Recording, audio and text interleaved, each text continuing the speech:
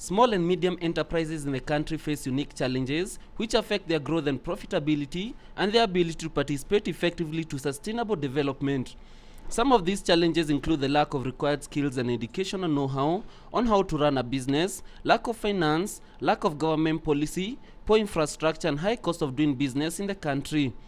The government, working with the Small and Medium Enterprises Resource Center (SMAC), is working on a draft policy paper that will highlight challenges in the sector on a county-to-county basis and provide the way forward. The document is just to be able to bring in together for the last 5 years what are the challenges for SMEs themselves. The environment has changed. More small and medium business owners have access to via internet to more worldly information. So the way they were addressing the challenges back then and now would be different by virtue of the information that we have collected. The policy paper is also expected to come up with a definition that will describe SMEs in a local perspective, as the definition that is currently in use is perceived to be an European definition by stakeholders and believed to lock many enterprises from access to credit. The definition for the SME is totally different. We are still currently using a definition from the European standards, which cuts a very big number of SMEs that are supposed to be benefiting from this SME.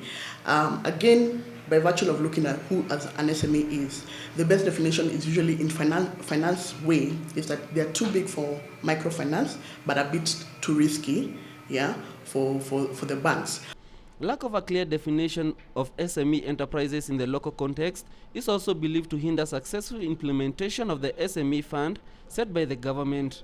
SMAC is planning to go around the country collecting data on SMEs in a bid to truly define small and medium enterprises. Although the fund was largely viewed as a step in the right direction, the high interest rates for funds and lack of collateral among small players has largely been viewed as the biggest hurdle. If I walk in as an SME to borrow this money and a big company walks in to borrow the same money, whatever criteria, we are being asked the same kind of criteria. The mode of distribution of these funds through banks has also been questionable, as it is largely viewed as favoring mid-sized companies instead of SMEs. Already there has been exchange of blame within government circles, with the Ministry of Industrialization taking Treasury to task over the initiative. We have repeatedly been besieged with requests by small producers in this country to avail this money. That's why it was created in the first place.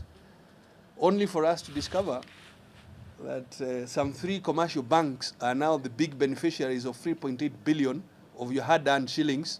Other measures in place to address challenges like the high cost of doing business in the country include creation of incubation centers that will provide entrepreneurs, especially in the technological sectors, to share infrastructure at a small fee before they have enough money to set up their own offices. Internet is shared within the business people. Furniture is shared, receptionist, an accountant, auditing, where else you do not have to, if you were to start an office on your own, there are things that you have to put in place that can only work. A continental conference is scheduled in June to discuss the challenges faced by the SME sector in the country and chart the way forward. Samuel Mbote for Channel 1 Bizweek.